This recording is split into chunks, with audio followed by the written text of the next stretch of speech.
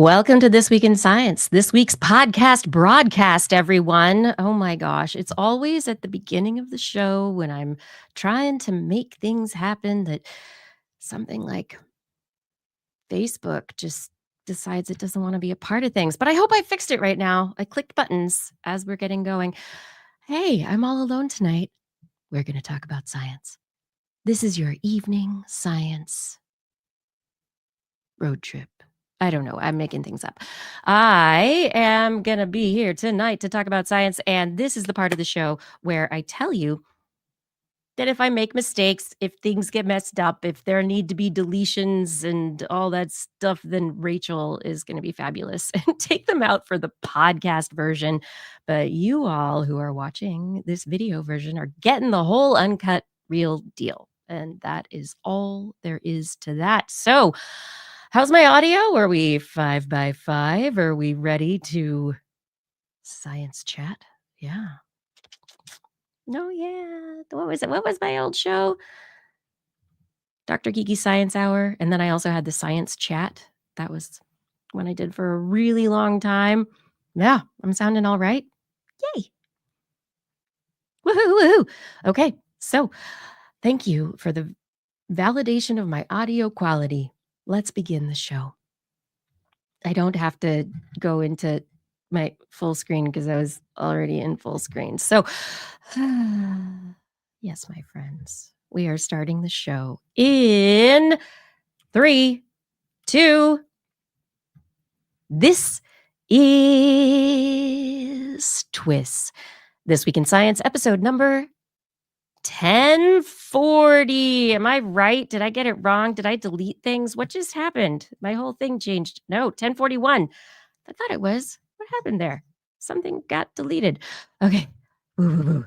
I made a number wrong and it's not 1040. It's 1041 because next week is 1042. Do. What you gonna do? I knew it. Rachel's gonna edit this out. La la la la la. Okay. 3, 2. This is TWIS. This Week in Science, episode number 1041, recorded on Wednesday, December 10th, 2025. Tilting at Tumbleweeds. Hey everyone, I'm Dr. Kiki, and tonight on the show, we will fill your head with space gum, dinosaur dots, and necroprinter. But first, disclaimer. What got more attention this week? That a wind turbine dropped a massive blade into a cranberry bog, or that a U.S. district judge said tilting at windmills is arbitrary and capricious? If you heard the stories at all, you're among the few paying attention to the to-dos, the kerfuffles, and all the things that this week gave a win to wind power. Woo. Perhaps we'll see a few more whirling wonders in the world. Just because someone doesn't like it doesn't mean they can stop it. Just like This Week in Science, coming up next. I've got the kind of mind I can't get enough. I want to learn everything. I want to fill it all up with new discoveries that happen every day of the week. There's only one place to go to find the knowledge I seek. I want to know what's happening. What's happening? What's happening this week in science? What's happening? What's happening? What's happening this week in science?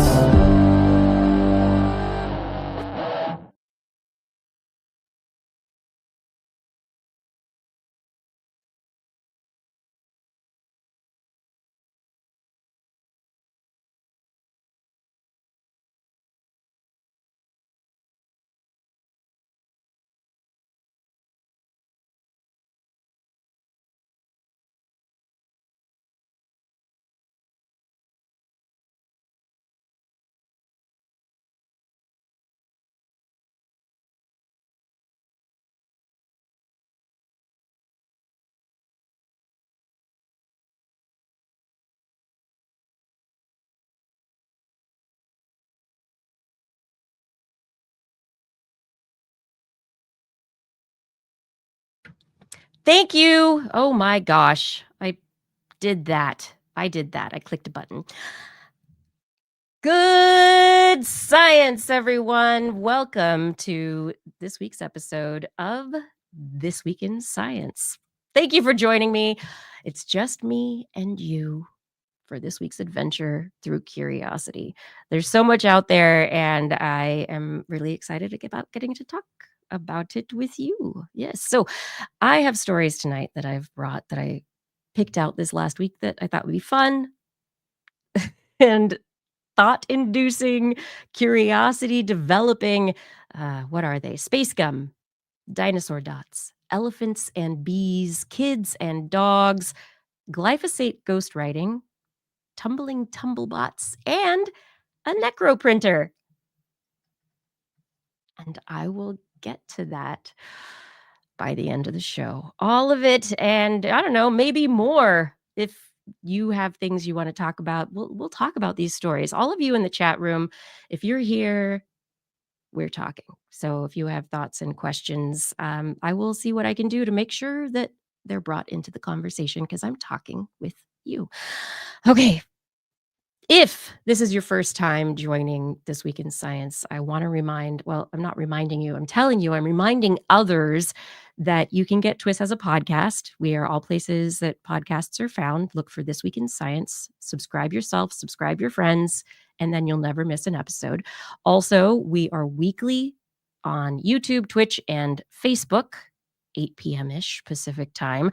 And those episodes are there. You can join live. You can watch them later. It's so much fun. But twis.org is the website where you can go to find out about the latest episodes, find out show notes, get links to our Zazzle store, our Patreon, and find out about every episode. So if you haven't subscribed yet, you can go to twis.org, get what you need from the latest episode, and then hopefully we'll find you in one of our live shows or as a subscriber later. All right, everybody. Bump. Is it time for the science? I wish I had my co-hosts here to say, yes, it's time for the science. Okay, starting off the show, let's talk about space because I like space. All right. We're starting with sugar, gum, and dust. On an asteroid. Yes, NASA's OSIRIS-REx spacecraft went into space to the asteroid Bennu. It was a sample return mission. It grabbed bits of the little asteroid that could, brought them back, and we have been looking at these samples, the pristine samples. They're going through trouble to say that they're pristine. Are there questions? But this mission, this spacecraft, all this stuff, there's been a lot of information previously about amino acids, complex carbohydrates, or like complex molecules being found on the surface of Bennu. This new series of papers, 3 papers published this week, Nature Geosciences and Nature Astronomy, they found sugars. So I'm going to say sugars, gum, and a lot of dust. So we'll get into that now, right? Sugars, ribose and glucose. This is the first time a 6-carbon glucose ring has been discovered from anything in space. So this, yes, Paul Disney, a sweet story, is telling us that we've got ribose and glucose on this asteroid. It hasn't been there. It's extraterrestrial in nature. Asteroids and comets were around. This Bennu was around in the early solar system. So what we're seeing on the surface of Bennu is potentially a time capsule from the very early solar system, indicating that ribose, which is an ingredient in ribonucleic acid, RNA, was present. There was no DNA, no deoxyribonucleic acid that was discovered, but the ribonucleic acid is interesting because there is a hypothesis that suggests that life started on Earth with RNA. It's the RNA life hypothesis. Oh, yeah, right. My shared image. I took it. I should have taken it down. Thank you, Kevin. I just left it up there as I was talking. This is me on my own, just talking. Thanks, friends. Okay. But anyway, this wonderful study that has been published in Nature Geoscience, the researchers from Japan have been able to suggest that, okay, we've got all 5 nucleobases, phosphates. These were already found in samples from Bennu. So all of the ingredients necessary to form DNA and RNA, now ribose, which is also part of RNA and DNA. So everything is there. And then additionally, they found glucose, which is sugar, which is energy for life. None of it broken down, nothing indicates life on Bennu whatsoever at all. But if all of these molecules, these components were hanging around and have been hanging around since the very, very early universe, it just bolsters support for how life got its start here on Earth. That it's not a surprise, that it's been there all along. All of the chemical reactions possible were there. So anyway, yeah. But who dropped their gum on Bennu? No, I'm kidding. It's not chewing gum. It's a polymer gum. So a sticky gum-like substance that has come from interactions between carbomer and nitrogen and oxygen and years of chaotic chemical reactions. These researchers were able to discover this um, these sheets of this molecule that they say looks as though it, and this was I think electron micrograph imaging, but they were able to confirm that this substance would have been kind of sticky and pliable and not a hard rock-like substance. I mean, it's in space now. So it suggests that these interesting polymers and chemical reactions have been taking place on the surface of Bennu for a very long time. And why? Why? How? What's going on there? Anyway, the researchers are excited because this has never been seen before. They say that they see the same kinds of chemical groups that occur in polyurethane on Earth. And so they're suggesting, this is their quote, making this material from Bennu something akin to a space plastic. But it's not like an orderly plastic, it's random. And like I said, chaotic. It's hodgepodge. There's lots of elements and composition. It's just particle to particle. And so it has an interesting nature that hasn't been seen before. This is the first time we've seen uh, this composition, this component. And so is it going to be on other asteroids? We don't know. How might it have impacted the formation of life? We've been talking about the RNA life hypothesis. There's another hypothesis suggesting that life got its start within little tiny clay formed bubbles where there were little holes in clay, and the clay basically formed the outer edge of a cell. So there was no cell membrane, but the clay basically held solvent and components like ribose and all this stuff and allowed chemical reactions to take place. But what if it was clay and possibly a compound like this? Maybe there was an early plastic, maybe plastic life. It really where we came from. I don't know. Paul Disney, Bennu is not covered in space boogers. No, unless it's plastic boogers and dust. And oh my gosh, you made me sneeze. Okay, anyway, Bennu might make people allergic just like me. Okay, Nature Astronomy and Nguyen of NASA's Johnson Space Center in Houston, they looked at pre-solar grains and they found these rock types and tried to figure a bunch of stuff out. But anyway, they had 6 times the amount of supernova dust than any other studied astromaterial.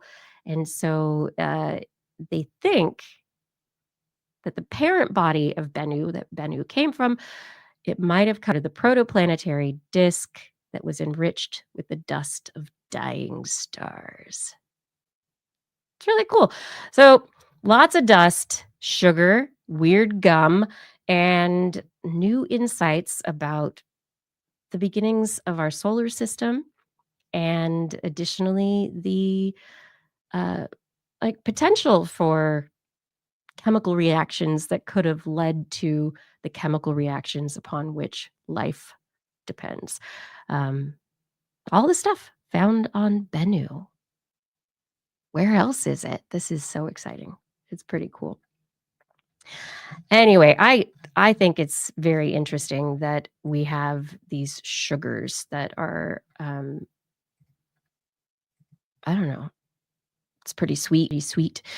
Um, these sugars being present, especially the glucose is interesting as well, because if glucose is just there for whatever reason, how, you know, it's available, chemically available. Glucose has a ton of energy. We know that biochemistry is like based on so much glucose metabolism. Um, I don't know. I think it is a fascinating question. Glucose being there, ribose being there, we had the potential to support RNA life hypothesis, and then glucose supporting further development of protein synthesis, other aspects of life. It's all pretty cool. Yeah. Go Bennu! Woohoo! Yay, science. I love it so much. This is one of those fun stories. So let's take us away from rock candy, space rock, into the old world of Earth. Yeah. Research decided to take a look at dinosaur parts. They were looking at melanosomes, or these cells within skin that contain melanin for coloration.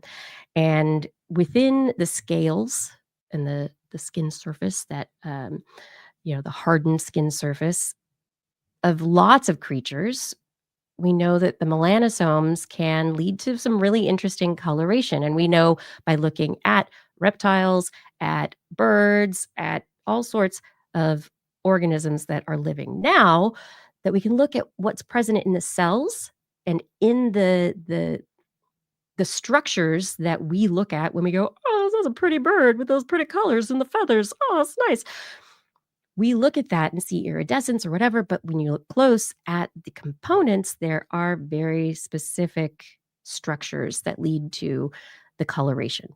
They contain melanin, there are others that lead to, like I said, iridescence, other things. It's so very neat. So these researchers, they looked at fossilized dinosaur skin because, of course, that's what you want to do. Of course it is. So the Diplodocus dinosaurs, they never knew the scientists were coming. The researchers were looking at old samples of the fossil skin. These originate from juvenile diplodocids, and it's from the Mother's Day quarry of the Morrison Formation in Montana. They used scanning electron microscopy to look at the epidermal layers, and they were able to see two fossilized layers in the scales, and they had differences in their structure and their carbon density. There were microbodies in these epidermic layers, two of them, where historically looking at fossilized dinosaur scales, they've seen like one. They're like, oh, look, it is this particular oblong shaped thing that we think contained melanin. We call them melanosomes. And so this is where you have a shape of a thing, it's within a certain nanometer range that probably refracts or reflects light within a particular nanometer range. And it's like, oh, you can imagine what a dinosaur would potentially look like.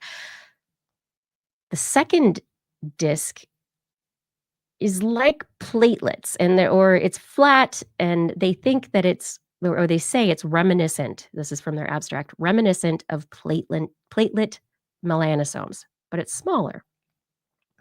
Platelet melanosomes have function in iridescence, in various aspects of, you know, making animals that we know today have different colors than just green, gray, or brown.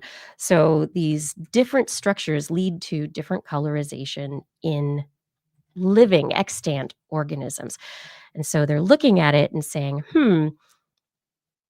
what could they be leading to, and how could they be representing um, representing actual coloration in these animals? So I'm scrolling right now. There is a great image that I'm going to share. It's big. I'm going to scroll through this. But this image, they've done an overlay of the width of the structures in different width and length in nanometers of these structures in different organisms that we know the colors of. And so they've got the width and length of structures in living organisms that we know to be iridescent. Okay, the width and length of the structures they found in the Diplodocus skin samples they don't fit in that. So these structures unfortunately do not mean that we had iridescent juvenile Diplodocus dinosaurs, unfortunately. Oh my gosh. But then we also have colors like the penguins. They're in their own world, and they're still in their own world and don't really overlap with our Diplodocus. We also have black and brown and gray. And from what we can see, these kind of platelet melanosomes fit not quite in the brown and black and gray for some of the organisms, and they do for others. And so the samples, what they're suggesting is that maybe we had freckles. Maybe we had speckles. Maybe the juvenile dinosaurs weren't just a solid gray or brown like the little figurines of dinosaurs that you buy for like 10 cents each. Maybe, perhaps, they had more intricate coloration where there was speckling. So lights and darks, browns, grays, and some mixing of in between. So potentially, our and this is just Diplodocus, which are part of the sauropods of the dinosaurs, and maybe there's more, right? So these studies looking at fossilized skin could give us a real understanding, maybe even of the differences between juvenile and adult organisms, right? So these juveniles were speckled, but did they go into different coloration as adults, more consistent colorization? Or were there different colors more predominant in different areas of the body? Like we have freckles on our faces because that's in the sun. But anyway, yeah. Freckled or dotted. It's kind of fun. That is in the Royal Society Open Science this month. If you're interested, you can take a look at it because it's open access, which is pretty awesome. Who here likes dinosaurs? Do you like dinosaurs? I like dinosaurs. I like dinosaurs. I also like elephants. Elephants are very wonderful. One of the issues with elephants, aside from conserving them and making sure that we have wonderful elephant populations in the world, the problem with living with elephants is that they're large, they're rowdy, they have great family groups, and they're smart. So when they see that farmers are farming, irrigating, they're like, "Ooh, easy access to water. Thank you. Ooh, easy access to high nutrient food. Thank you." So farmers and elephants have been at an impasse in Africa for years. Now, different countries in Africa have been using different mechanisms to be able to keep elephants away from these rural farming, these family farms, these places where these things are. One study by the researchers that this study that I'm going to talk about in a second are by they used flashing lights to keep elephants away. I mean, really, flashing lights are only going to keep away everything except for ravers and airplanes. The researchers who did this new study, which just came out in, I think it's the Pachyderm Journal, is where it has been published. Um, this study looks at elephants in Botswana specifically, which I think is kind of fun. Anyway, the elephants in Botswana, the people in Botswana are having issues with these wonderful elephants because, of course, they're coming and they want to eat the food and they want to use the water and they're trying to do these, take advantage of the resources. How do you keep the elephants away? Well, one of the other mechanisms that had been tried in Kenya and some other places is using African bees, or at least the sound of African bees to keep elephants away. And so the researchers were like, "Hey, maybe what worked in Kenya will work here in Botswana." And so they were like, "We don't actually have bees to use to try and keep the elephants away, so we're gonna use recordings of bees." Bzzz. So they recorded hives of African bees and played the recordings at the edges of these different, farm areas, or played them, near these elephants and the family groups to see how the elephants would respond. Kenyan elephants did not like bees. They went away, they did not approach. They're like, "Bees? No." And none of them. Like, it was massively successful across the board, easy way to keep elephants away from your farm was using the sound of African bees. Botswanan elephants, however, it was a mixed bag. Some families they did not like bees and they decided they had to leave and they were not interested. However, others did not care. They had no care for the bees. What is that? I don't and these are not deaf elephants. These elephants are very able hearing. Anyway, the elephants didn't care about the Botswanan bees. And so this is actually a story less about how the bees weren't a repulsing factor to elephants, but more the questions that came to the researchers as they kept going. And the questions that came to the researchers were, why aren't they afraid of the bees? Why don't they not like the bees? Nobody likes African bees. African bees can be mean. It has to do with how many bees are Botswana. So in Botswana, there is an issue with the prevalence of bees and bee colonies. And so potentially the elephants and many of these family groups of elephants have never had a problem with bees before. Whereas perhaps in Kenya, where the majority of elephants did not like bees, they've all had negative experiences with the bees. Here in this particular situation, they're seeing a situation where it's a mixed bag and actually a lot of the elephants could care less about these bees that would actually be a really negative experience if they were to interact them, to step on a bee near a hive, Anyway, they, um, they wanna do more research to find out exactly why, but, what they've discovered is playing sounds of beehives in Botswana is not going to keep the elephants away from any hives, and it's the beginning of more research. Would you believe it? How elephants could lead to more bee understanding. That's where we've gotten. That's where we are now. How are we all? Yeah. Oh, I'm going back to the chat here.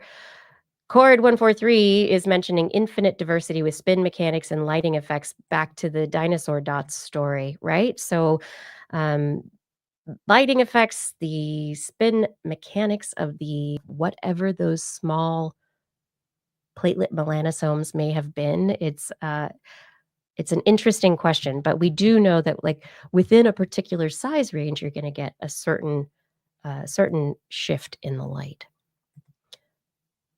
I don't know, maybe there were iridescent dinosaurs, but now I do believe I'm sorry. I love bee puns. I really do. I love dinosaurs and I love bee puns. How many of you had dogs when you were growing up? Here in the US, there is this stereotypical kind of nostalgia story that is oh, if you are growing up, it's the man and his dog, the boy and his dog growing up together, and, the good feelings that having a dog when you're growing up is going to lead to a good person. That if you grow up with a dog, you're going to have these great experiences. Um, and potentially, I mean, I don't know, there's this very positive story, this narrative that we tell related to people and their dogs growing up. But what if it were more than the dog that led to the person being mentally healthy and capable in life?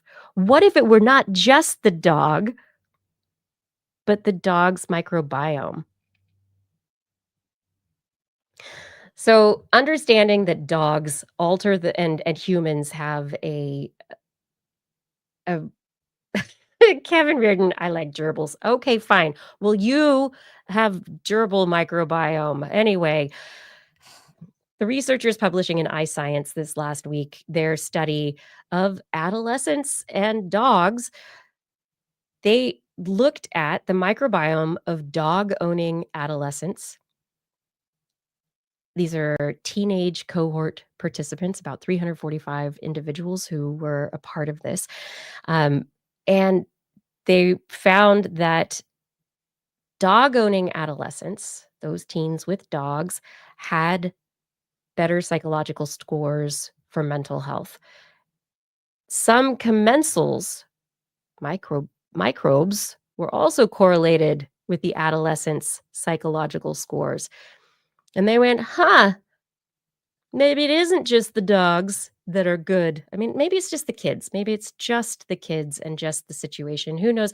But we have this correlation. So let's look at this. So they swiped germ free mice with the microbes of dog owning adolescents.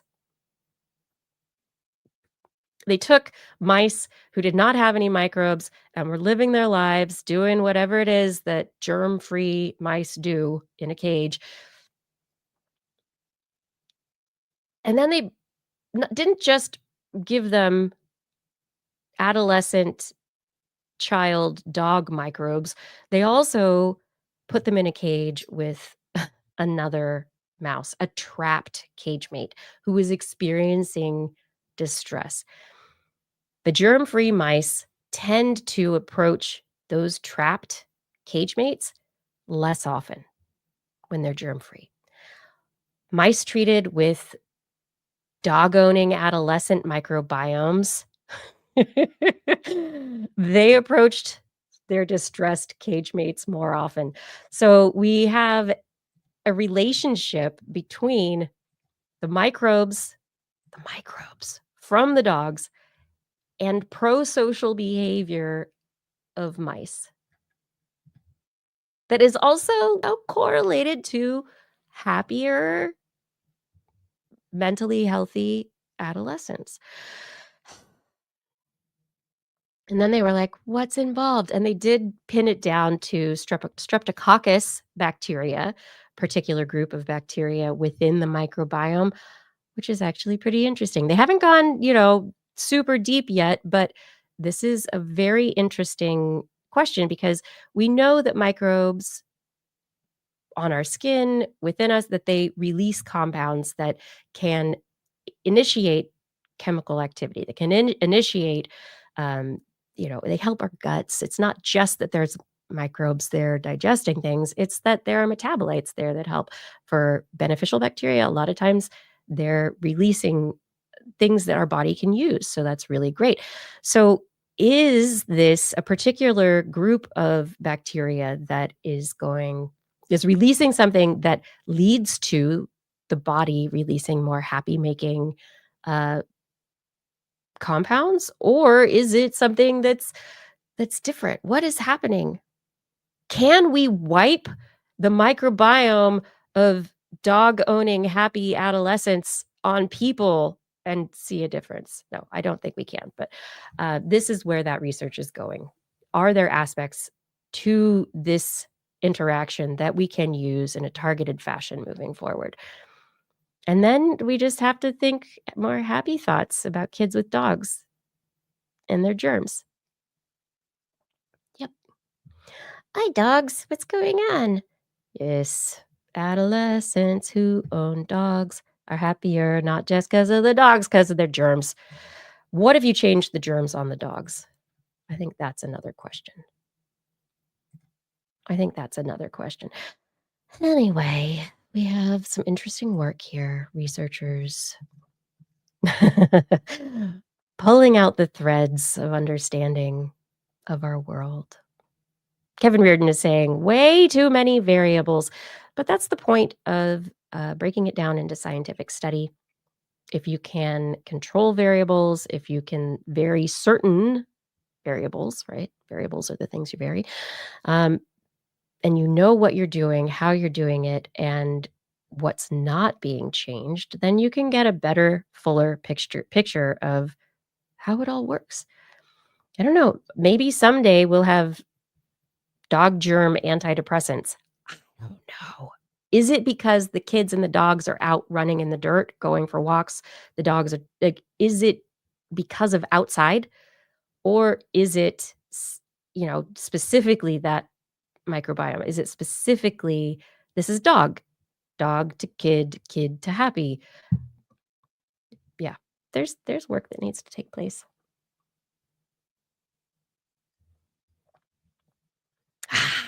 If you are a dog to kid, a kid to happy, and you're happy to be here, even if you're a gerbil kid as an adult and you're happy to be here, thank you for being here. I am so happy to be talking about science with you and bringing these fun studies. These were my fun little easy stories. The next bit is going to be a bit more conversation, maybe some horror. I don't know. It's the holidays. I don't think we could do horrible stuff. This is This Week in Science. If you are just tuning in, thank you for joining us for this episode. Please tell your friends about This Week in Science. Share the links to TWIS. Get your friends to subscribe. The more people are learning about science, learning how to be curious and expand their understanding of the world and how science helps us understand the world and also innovate within it for society, the better we're going to be all together now. It's going to be good. Head over to twist.org. You can click on the latest episode for show notes and to listen to the episode after Rachel posts it tomorrow or as soon as she can. Additionally, we have our Patreon link and our Zazzle link if you're interested in helping support this show. Please click on those links because we are listener supported. Thank you for your support. We can't do it without you. All right. Now you want to talk about some things? Let's talk about some more things. So Roundup, glyphosate. Oh my gosh. It was a while ago now, but this story came out of Retraction Watch and this last week, and I had to bring this week because it was a while ago when we had a conversation about glyphosate, and I was introducing a story and came into it going, and it's not dangerous to people and blah blah blah. And Blair and Justin both stopped me and said, wait, no, bad. Um, and they gave a lot of evidence is actually the predominant evidence. And I realized that I had read one review and it had confused me a bit. And that this one review article, it didn't say that it had been written by any employees of Monsanto. It didn't say it had been funded by Monsanto. It was a study and it was, an article review. So all the articles, all the evidence, and yet the paper concluded that glyphosate's not harmful, does not pose a health risk to humans. And I read that story, and because I couldn't see the evidence of interaction with Monsanto, cherry picking the data, I didn't see the things, and it made me confused, and I was like, "Well, maybe it's not terrible." I don't I the international health groups have already said no. Right? So the International Agency for Research on Cancer, part of the World Health Organization, in 2015 declared glyphosate possibly carcinogenic, and I knew that, but this paper came out and it muddied the water for me. And as much as I try to stick to evidence and understand what's happening when something is not exactly your area of expertise and something like this comes out that is not on the surface able to be denied, right? It makes it hard to deny it. And so when the last time we talked about glyphosate on the show came up and I started coming at it with a, well, and Justin and Blair corrected me. I'm glad they did because Retraction Watch has published an article this last week about um, the now retracted article in regulatory toxicology and pharmacology. It's an old article. This has been going on, this communication of evidence and and disinformation campaign of evidence has been going on for decades. The paper's been cited 614 times. However, there was some great research by Naomi Oreskes, Alexander Korov, and others, and they've published their findings. They published them in Environmental Science and Policy. They wrote to the editors of Regulatory Toxicology and Pharmacology. They wrote editorials describing the work in Science and also Undark. And the paper has finally, 25 years later, been retracted. The notice of retraction is more than 1,000 words long. The editors detail several critical issues that are considered to undermine the academic integrity of this article and its conclusions, such as the apparent contributions of Monsanto employees as co-writers to this article without acknowledgement as co-authors. There were also unpublished studies from Monsanto used in the analysis for this paper. So it's a review, a meta-analysis that relied on papers that nobody else could see. They're Monsanto papers, they're internal, unpublished. Anyway, these were the reliance for the conclusions that glyphosate exposure did not cause cancer. And so they did say this necessitates this retraction to preserve the scientific integrity of the journal 25 years later. Apparently, Naomi Oreskes and Korov in their analysis found evidence of emails between individuals within Monsanto and uh, and and the writing group, and they found that there were these emails in which one individual proposed, I'm quoting from Retraction Watch right now, proposed keeping the cost down to produce a scientific paper with outside scientists, quote, by us doing the writing and they would just edit and sign their names, so to speak.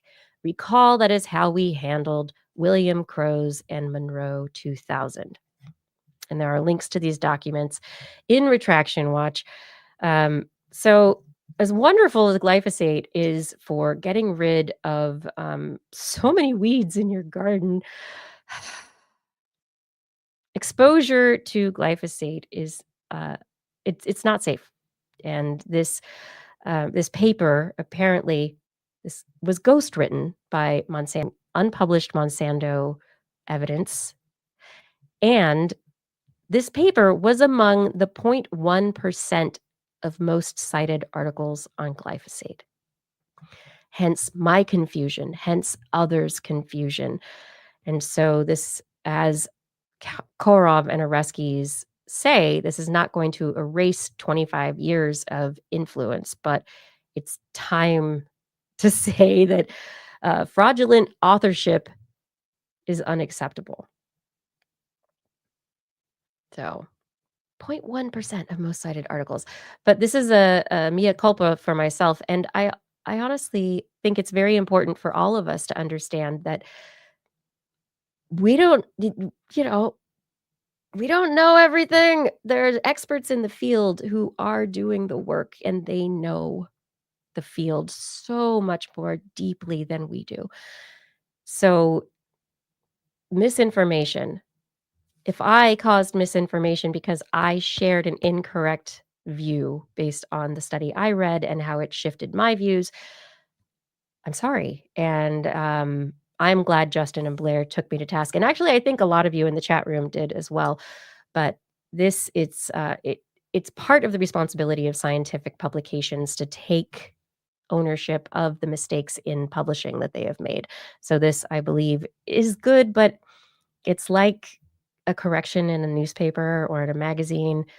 It's good to correct it. It maintains your credibility. People can look back at it. It's on the record, but at the same time, it doesn't have the same impact as that initial publication. So this is still going to be in people's heads, and unless it shifts from the citation index of papers, it'll still kind of be out there.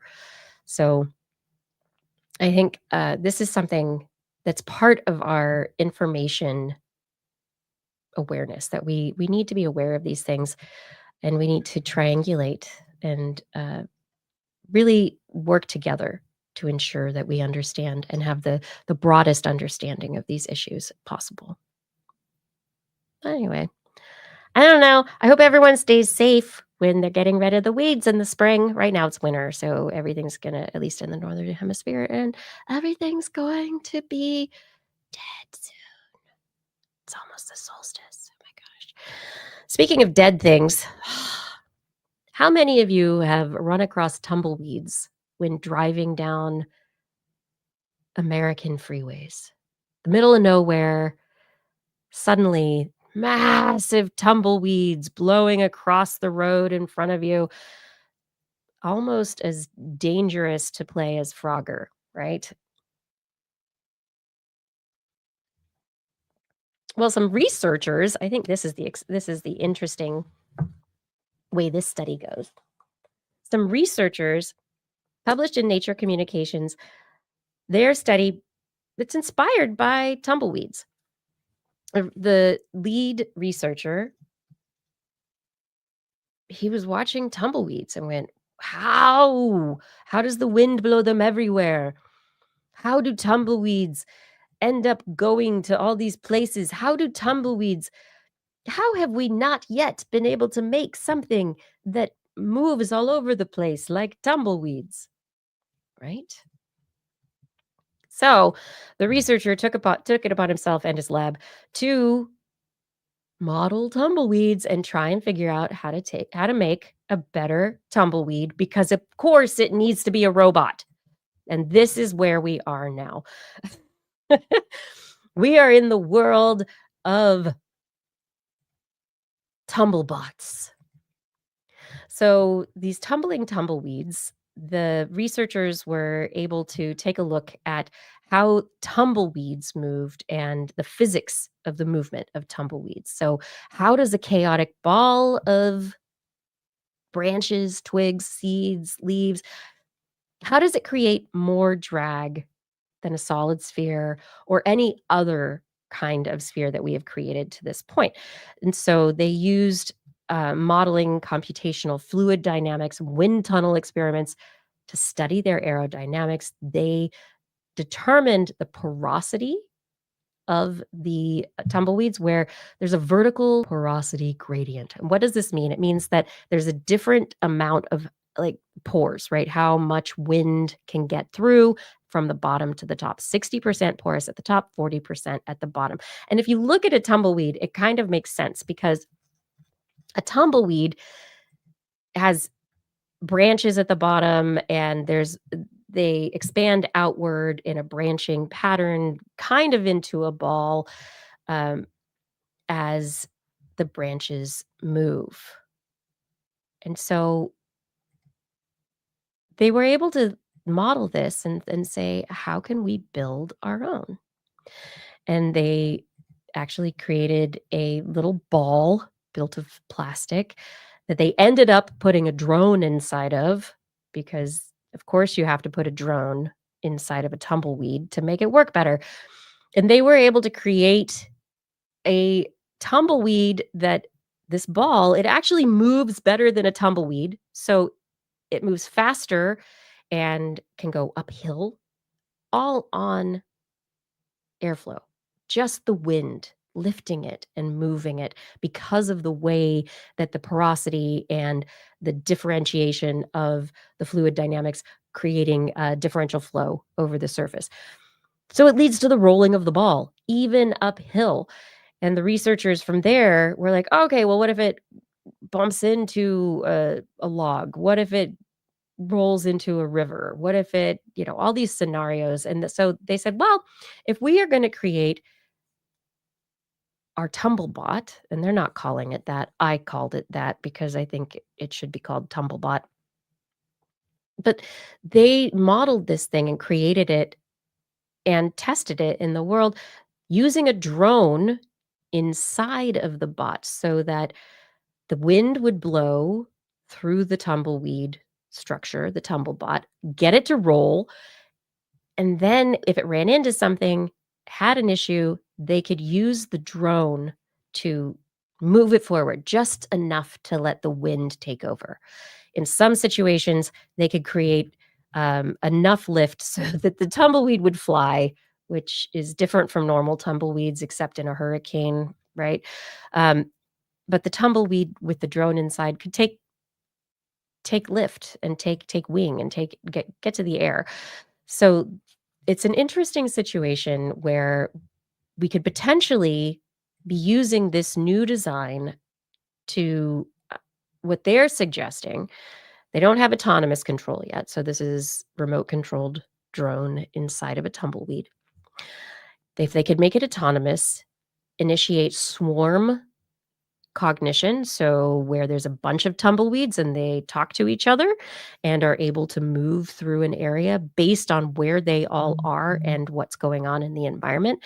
And then additionally, with a bunch of sensors, we could release tumblebots into the world and they could be environmental sensors in situations of chemical leaks or um, I don't know. Who knows why you would wanna put a fake tumbleweed into the world?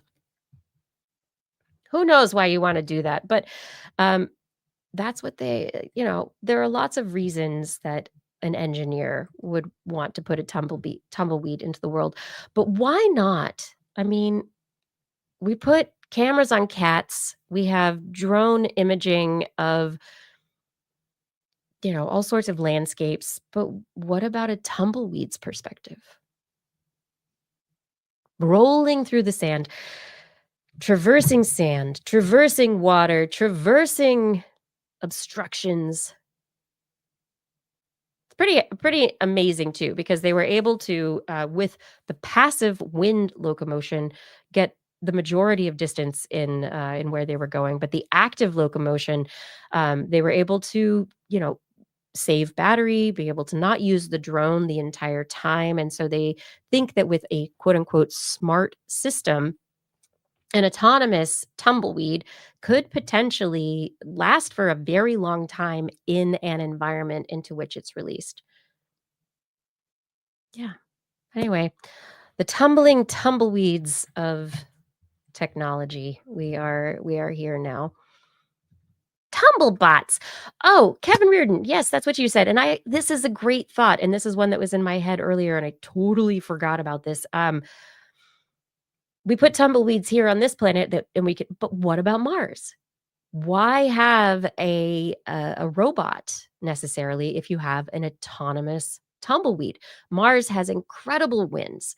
The winds would definitely throw the suckers around, but could you imagine the mapping, the sensing, the understanding of that alien life, landscape that we would be getting? I think it would be I think it would be amazing. I think we should put tumblebots onto other planets.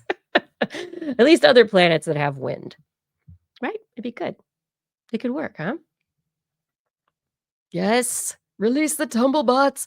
I mean, I swarm technology is a little concerning to me, but there's it people have been working on it for years. There's a wonderful group that used to go to Maker Faire with their swarm robots, and they're beautiful. The technology behind them is amazing, and the idea of being able to have these an organism really that communicates, is able to cover a landscape in a period of time.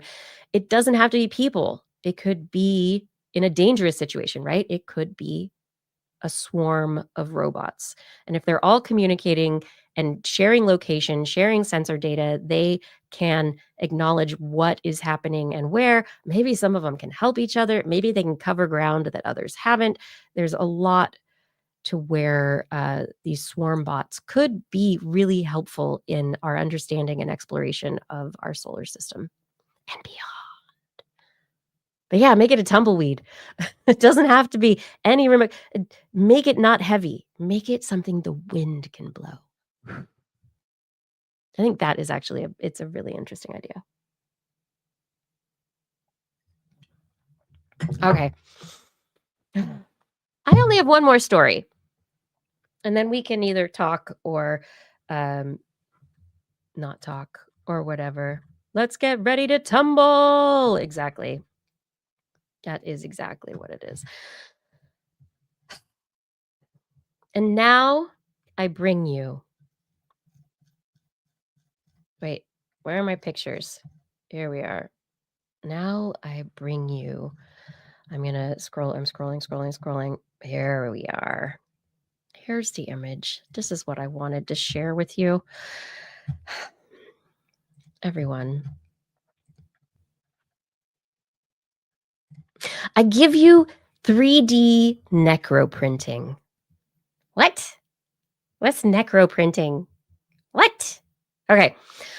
So we've talked about some of the necroengineering that has been done using spiders, spider legs, other insect organisms with hydraulics and other biological morphologies or structures um, and forms that could be useful in engineering. So this group published in Science this last week their work on using a mosquito proboscis to make a necroprinter. So they were inspired by the idea of necro design. And so we want to do better 3D printing at nanoscale or micron scale. And what could we use? Let's look around at different proboscises. Yes. Yes. They took a proboscis from a euthanized mosquito and they glued it into their 3D printing setup, which is a very like fine detail, high resolution 3D printing setup. And they were able to use the mosquito proboscis to do some really high resolution work. This 3D necroprinting, oh my gosh, it it can do fine printed lines as fine as 20 microns. This surpasses commercially available 36 gauge dispense tips by 100%. It can withstand internal pressures of approximately 60 kilopascals, and so you have great fluid extrusion. However, if you have a more pasty 3D printing compound, it's not going to work great because that's be higher pressure and it's not going to come out the little tiny tube as well. They were able to create honeycomb structures, a maple leaf, bioscaffolds that could encapsulate cancer cells and red blood cells. They say that this work paves the way for sustainable and innovative solutions in advanced manufacturing and microengineering because we all know that mosquitoes are everywhere and we need to do something with them. No, that's hyperbole, but it's such an interesting idea. Like, I'm out of printer tips. Let me get a mosquito. Who thinks that? So anyway, necroprinting, it's for you now. The line width is as fine as 20 microns. Yeah. So let's talk a little bit about the dimensions of this particular dispense tip, a biological micro dispense tip, which is the proboscis of a mosquito. The female proboscis length is approximately 2 millimeters. It has a stiffness of approximately 200 millipascals, and this is like common plastics, not metals. Um, and they did made it through burst pressure tests to 708 kilopascals, but when it came to the inks, it was a different situation. So, with this, let's see, what would the internal diameter be? So, from syringe or needle tip, we have different measurements here. It's tiny. I know, it's super tiny. Um, and when it ruptures out because of pressure differences, the high pressure within the proboscis, it ruptures out the side like a little balloon. But they were able to measure the force that the proboscis were capable of withstanding, and it was significant and capable of putting up with most materials that we would be using for extrusion. Like, there's a lot that are not, but this was really good. So let's see, velocity. They have nozzle velocity. They're able to work out some really beautiful designs. Like I said, these honeycomb designs, and designs for cell culture, which is pretty great. But they looked at claws, harpoons, fangs, stingers, and then they decided that fluid withdrawing insects do the best because the injecting insects do a short burst of injection, whereas those organisms that are withdrawing fluid are withdrawing it for a longer period of time. And so they looked at plant xylem vessels as well, but they found that insect proboscides are the best, and the female mosquitoes was optimal. So here we go, Aedes aegyptis. Here we go. Inner diameter in microns is just over 10 to the 1. It's yeah, between 10 to the 1 and 10 to the 2 microns. Tiny, tiny, tiny, tiny. So if you really want small, fine lines in your printing, maybe you need a mosquito. I don't know. Yeah. But I think this is really interesting because it's using biological structure. And to date, I don't think I've heard of anyone trying to use insect proboscis to do anything related to injection or suction or anything. So, I mean, it's a very interesting, we have our practices of needle pulling and creating the tips that are micron wide or whatever for our laboratory practices. There are standard practices to obtain these structures of glass in the lab. Um, but to be able to get something this small, now I wonder if mosquitoes and mosquito farming might not become an actual an actual trade moving into the future. How will laboratories be interested in mosquito proboscides? Are they going to look at how they can develop their own? And I didn't know it was proboscides until I just was really reading this right now. Is it proboscides? I like that. That would be using language.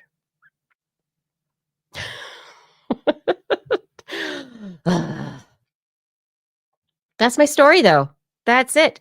So if you were able to get cells or structure, like structural material, compounds to flow from your I mean, you have to have a very, very high resolution, non-vibrating 3D printing setup to begin with. You cannot have the one that is in the basement of my house right now. But if that kind of a needle, it's such an interesting idea, and I honestly love the fact that they were like, "Yeah, glued it we glued it to our setup and it worked. We just put it in there and we glued it and it dispensed our printing material in these micron widths, which is amazing." Anyway, necro printer, who knew? Dead insects, they're a thing now for engineers. Necroneers. Oh no, I should not have said that.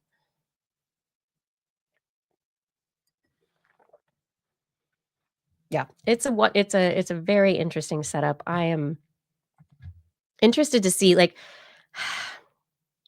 some of the necro uses of insects to date have been, to me, they seem a little sensational, but often some of the work that comes out, it's sensational to begin with, but it has a very basic physics engineering underpinning, and it leads to something else, right? How can you design something? It's understanding the principles. How does it work? Why does it work? It's not, oh, we're just going to use dead insects to do, our claw toy now, right? We don't need a tarantula claw toy. But the idea of this particular mosquito work is, I think, fascinating, and I'm interested to see where they go with it. Some studies go places, others are just going to end up in uh, the Darwin Awards or wherever else. But is this the kind of biotic material that could lead to advancements in engineering? Is this the kind of biotic material that we cannot replicate? Is this the kind of biotic material that will actually be useful and not just be a gimmick? And I think these kinds of questions are very important. And of course, in the work, they're showing the value of it, but it's, I think, an interesting question. In the discussion of their paper, they say the glass pulled dispense tip proves to be the only competitor capable of surpassing the resolution capabilities offered by the female proboscis dispense tip with printed filaments achieving line widths of less than 1 micron. But if you're in the jungle and cannot pull glass for your own dispense tip, and they're extremely brittle, they're hard to work with, and you've got lots of mosquitoes, maybe this'll work better? I mean, this is such an interesting look at the world. And they say this work validated the feasibility of using a laboratory-grown, uninfected female mosquito proboscis as a dispense tip for high-resolution printing, showcasing its potential as a low-cost, environmentally sustainable alternative to conventional metal and plastic dispense tips. They also suggest other alternatives. Although the female mosquito proboscis is better, assassin bug proboscides, bed bug, tsetse fly, sand fly, and aphid proboscis, they all offer an internal diameter of less than 1 micron, and they are easier and less expensive to fabricate. I think I'm just like head desking right now. But anyway, hey, everybody, if you're doing some great printing work, grab a mosquito proboscis. It's going to be great. I really do love that study. What are we doing, you all? Where are we going? What's going on next? I've done my stories for the week. I'm trying to be optimistic. Everything is good. Blair is not here, and I miss her. Justin's not here, and I miss him, but I'm really glad that you're here. Here in the chat room. Thanks for being here for the show. Thanks for talking about science and enjoying the science with me.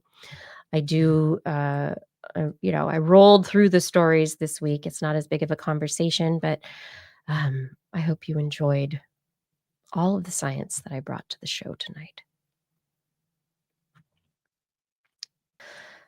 Fada, thank you so much for your help with social media, show notes, all that you do. Gord, Arnlore, others who help in the chat rooms, thank you for keeping the chat rooms great places to hang out.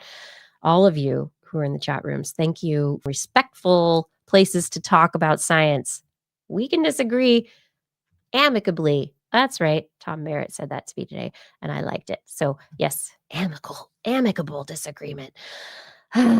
Yes, Rachel, thank you for editing the show. And Paul, thank you for recording the show. And of course, it's time for me to thank our Patreon sponsors.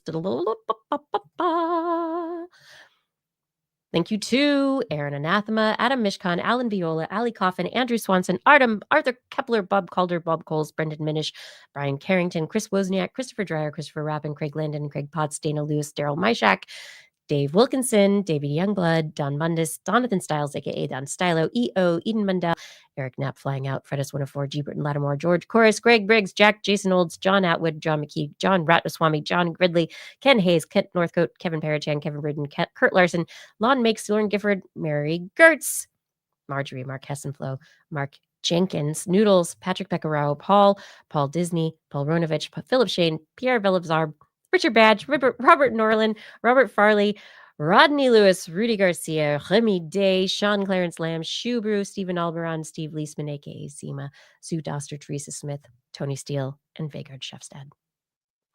Thank you for all of your support on Patreon. We really can't do it without you. And if any of you are not supporting us on Patreon, you can head over to twist.org and click on the Patreon link if you're interested in supporting us in an ongoing fashion to make sure that we're able to bring you episodes week after week. We want to grow. We have a lot for people to know. We want to keep going, and your help really makes that happen. On next week's show, we will be back, hopefully with Blair, on Wednesday at 8 p.m. Pacific time, broadcasting live from our Twitch, YouTube, and Facebook channels. If you want to listen to us as a podcast, you have to search for This Week in Science wherever podcasts are found. And if you enjoyed the show, make sure you get them to subscribe to the show as well on whatever platform is their favorite. Ask them if they listen. Are you subscribed? Let me help you. Click, click, ding, ding, notifications, happy times. For more information on anything that you have heard here on the show, I've mentioned before, show notes and links to stories are available on our website, twist.org. And you can also sign up for our newsletter. Blair's newsletter? I don't know, someone's newsletter, our newsletter that we will send out with a wonderful, valuable thing at some point in time. We love your feedback. And if there's this topic or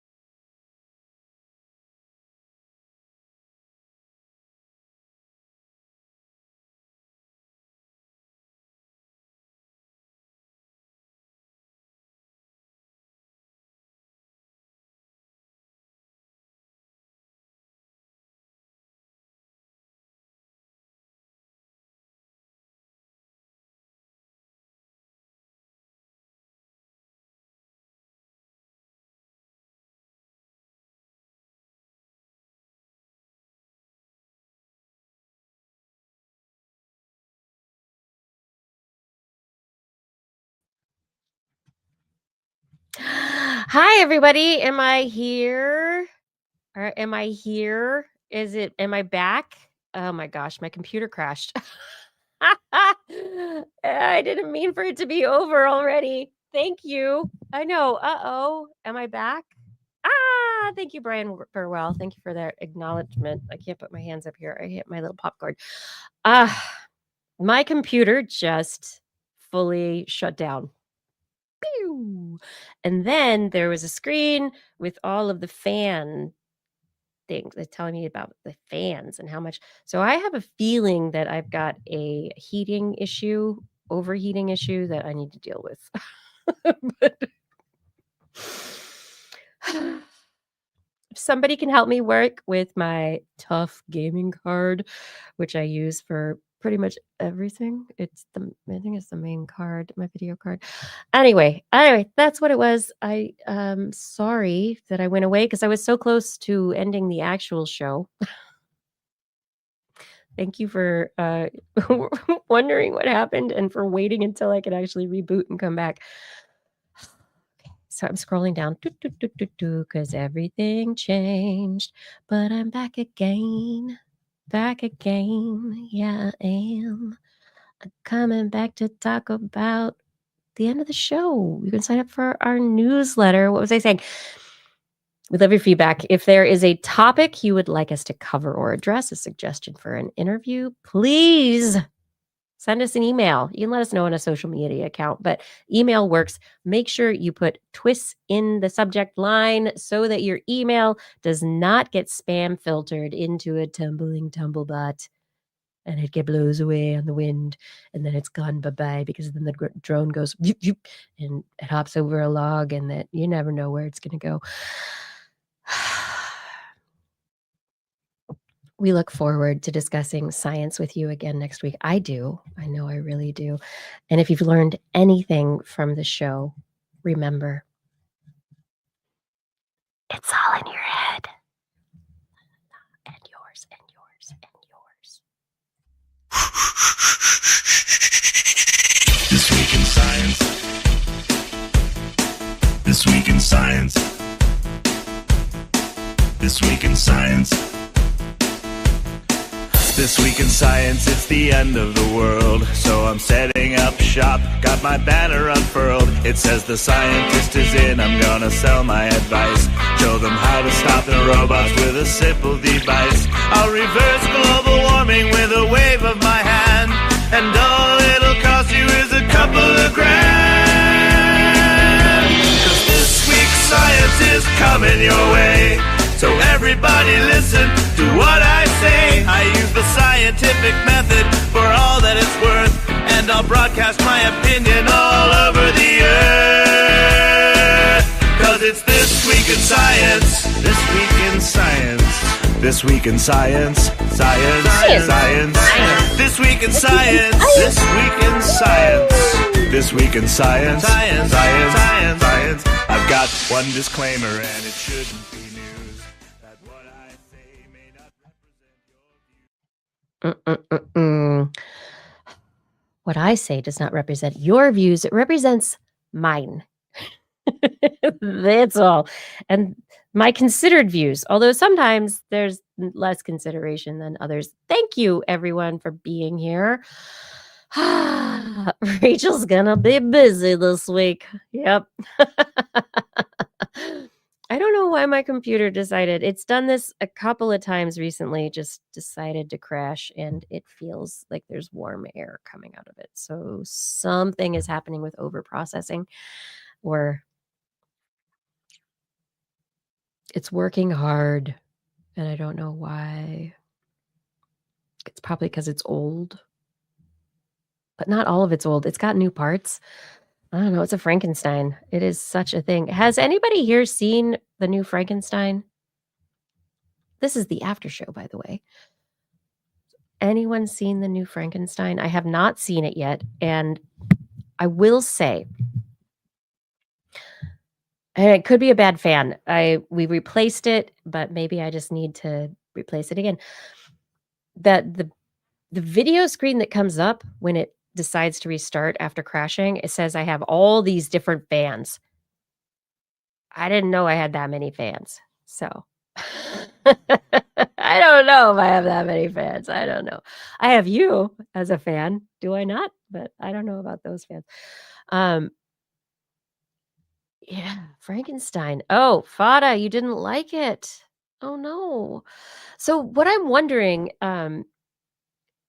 apparently, the director who I love in terms of directing movies, he said basically in an interview, he said basically every movie I've ever made is Frankenstein, and that he has been obsessed with the story of Frankenstein for his entire life. And I understand that. But I'm fascinated, right, by that idea of now you get the opportunity to actually tell the Frankenstein story and how does it go? So I'm interested. Aw, thanks, Paul Disney. Aw, yeah.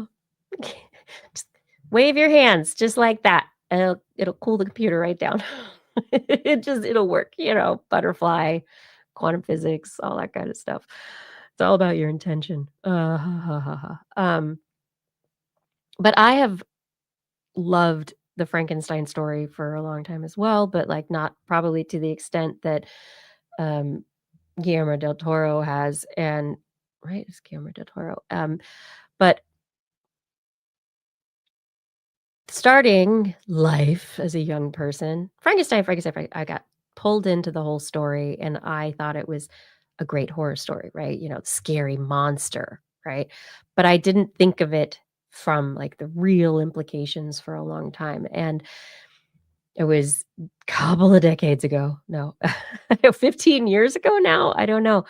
I got to lead a science salon night discussion of Frankenstein, and it was prior to that that I read Mary Shelley's story completely for the first time, and, like, that copy of Frankenstein is so highlighted and like, side noted. I had so many thoughts as I was reading Frankenstein, like, and that led to that science salon and getting to open up the conversations of, humanity creating God.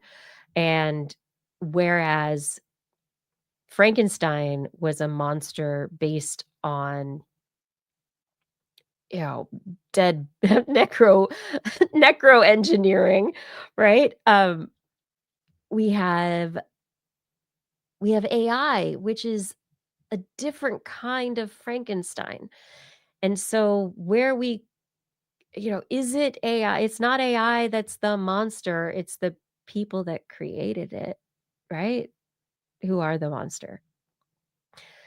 The people who are creating these things to be in the image of humanity, to be in the image of man, and to take our place somehow. I've come to think that they need like some good humanities courses. Like there is a real issue with the disdain within the sciences for the humanities. And this needs to be talked about more because it's not okay. Culturally within science, people within the sciences look down on arts majors and writing communication. Oh my god. Um, there is really like it's not okay. Like there is an elitism to people who get into a science program. That I got in because it's so much harder to get into this program. Like what I'm doing is so much harder. It's a perpetuated internal validation, right? Like we do math, you don't do math, we do math. But at the same time, where we are now societally within the United States, we are seeing the fact that scientists are not trained in the humanities. They do not understand how to be human. There are lots who are great, and I thank all the people who have been on this show to talk with everybody here. Um, but I think we need to get rid of the Frankensteins. We cannot have any more Frankensteins. We cannot have any more of the lone genius who does not know how to talk to people, who's angry at whatever, and so does work, throws himself into his work, and that is good. Now, this is my, soapbox for the night. This doesn't go in the podcast. This is just for you who are hanging out still. Um, but I this is something that I've been thinking about a lot recently, and I've heard from a number of people that there needs to be a real emphasis on soft skills, on humanities, social sciences, on philosophy, on history of science in the training of scientists, and that we've done away with it because of our insistence on pushing, pushing, pushing the skill, right? Pushing the skill, but not the understanding. And if you don't know where something came from, if you don't understand its history, you can't move it forward effectively. I don't know. People are dropping off right and left. Thanks those of you who are still here. Apparently people don't want to hear my my soapbox. You guys are great. Thank you for being here. Honestly, if you want to talk about something, I'm happy to talk about it. We don't have to talk about what I'm upset about and how I want to change the world. But okay, Brian Burwell. I haven't read Frankenstein, listened to it while working. Yeah, Frankenstein wasn't the monster. It was the people who thought Frankenstein was wrong. And it was also Frankenstein for starting the process in the first place because he didn't start it out of a good place. Fada saying, never before has there been a Frankenstein's creature that tried to talk me to death instead of just ripping my heart out. And he was so needy. It was the total emo Frankenstein's creature. Wow. Which makes you it's really going to the heart. So this, what you're saying right now, put it with Del Toro's comment about this is something he's thought about his entire life. This story has kind of driven his storytelling, the monster versus not monster. Who's the monster, right? What makes something monstrous? And so he went I mean, did he double down? Like, I kinda want with your caveat, Fada, I actually do want to watch it a little bit more now, like but I might not be able to watch it with my family. I might just have to do a solo movie watch, maybe with a Blue Sky commentary as I watch it. I don't know. Um, Brian Burwell, that's not to say they were completely wrong for thinking Frankenstein was wrong. So right, exactly. The people who didn't like the monster, quote unquote, what Frankenstein created, they thought what the creation was the monster, but the people were the monsters because the creation needed love. The creation needed connection. The creation was gonna be something made in the image of man, right? And it wasn't given what it needed to be able to thrive and to be fully human. It was never allowed to be fully human. It started with the man who created it, Frankenstein, monstrous initiation, right? The idea was playing God. Nobody's doing that now. And then society, judging the creation, but and it took a long time for them to judge Frankenstein, right? Like, but Frankenstein he did a bad I don't know. There's so much to that story. I really think, like, in terms of epic stories, Mary Shelley created something that is going to last. And the storytelling's good too. Like, it's not one of those, like, really boring old stories that, I can't even watch it. It's good. Like, it keeps you riveted. You wanna know what's gonna happen next. But yeah. Paul Disney, thank you. You're enjoying the soapbox. Other lessons can be learned from Frankenstein and Jurassic Park. Stop doing unethical things just because you can. Right. Right. So technology and availability of energy and resources, they're letting people do things, right? And especially now with like this profit-oriented capitalist society where like venture capital is like, woo, we'll give you money, you build something, we make a little money, we bump it up, we do stock buybacks, we do all this. People made a bunch of money. Look at the market. That has nothing to do with our actual economy. It's a different soapbox. But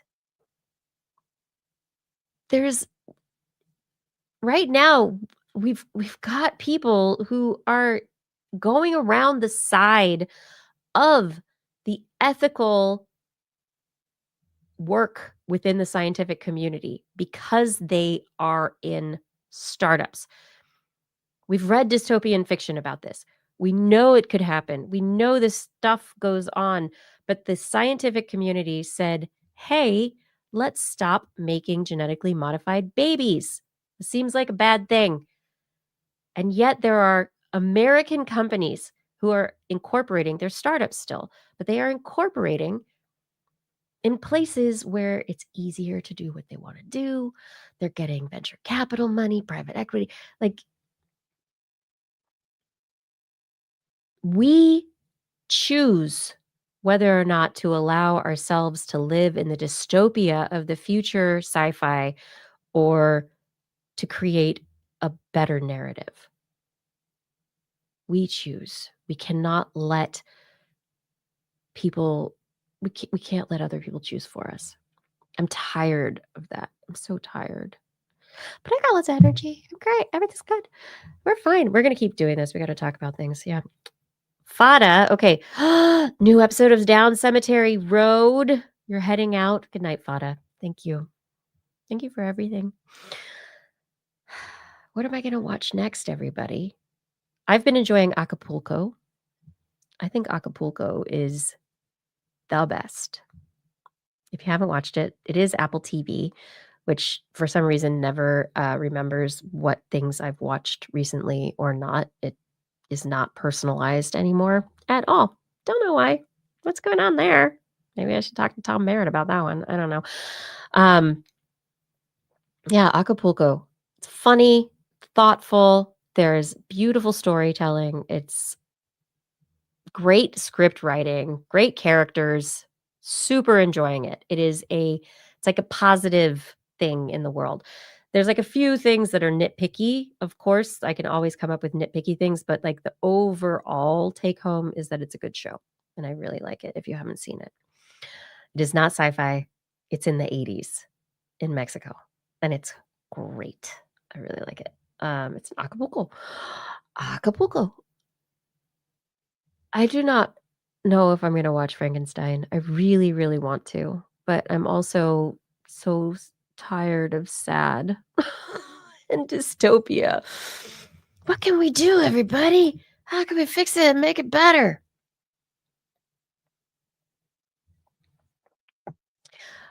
What you all can do so that I don't soapbox anymore is get on social media and wish Blair and Justin happy birthdays over the next couple days because it's their birthdays. I miss them. I think Blair and I will be back next week. I don't know what we're going to do about our end of year review show. The schedule for Justin doesn't match up with our normal Wednesday night thing, so we might have to record that separately. If we do a separate recording, it will be live. It just won't be Wednesday night, but then we would be sure to play it during this Wednesday night time slot so that everybody can watch it when they like. But yeah, I have some scheduling things to work out. We do our normal things, but the people I do the normal things with are doing other things. So I'm going to keep going with the things. How would you feel about some interviews with people during the day, kind of, not during the normal TWIS hour, but adjacent to science. So information, misinformation, civic science, things related to us existing as humans in the United States. Because I have a few people that I'd like to talk to, but they don't fit within this normal TWIS time spot. And so Paul says yes. Okay. So I've been thinking about scheduling a few extraneous interviews of topics that are related to science. It is the importance of science with society, but it's also the connections of science with society, not the research itself or that development aspect, but more so the conversations related to, how do we ensure that we are supporting what needs to be supported, what we believe in, what you believe in, right? So each of us have our own set of ethics, morals, um, and how do we ensure that we are supporting those things? Understanding the modern information environment, also talking about new initiatives like civic science, which is something that I was like, of course, this should be a thing. It's civics, people within government, like self-governing civics, taking care of each other, but science also, because that's part of it, because science is part of taking care of each other. So how do scientists talk to people, and then people in communities talk back to the scientists so that civically science is moved forward based on the needs of people? Like there's some really cool things that are out there that I want to talk about. Um, they're just a little adjacent. And I also want to talk more about science communication because I love talking about science itself, but my big focus the last few years has gone more and more towards the actual communication of science and how do we help creators do a better job. There's a PBS News special that came out today. If you're interested in it, was great. It was okay. It was okay. But we talked with influencers and information researchers, talking really about how do we deal with misinformation about science. As no, but it was great to see it discussed on a public forum as opposed to just within academic bubbles or wherever else it's been. So I recommend the PBS News science thing. Johansson, Raven the Science Maven are in there. There's some really good creators they invited in to talk about that stuff. I don't know. I felt myself going, been there, done that. But maybe it is something that's for any of you who are out there interested in science communication or information and misinformation and the modern information environment. Maybe there's some new stuff in there for you. So I recommend that as something to check out. It's 3 hours long. They did like a live Reddit AMA, answered questions from YouTube and all sorts of things. I think they did a good job. They could have done it better.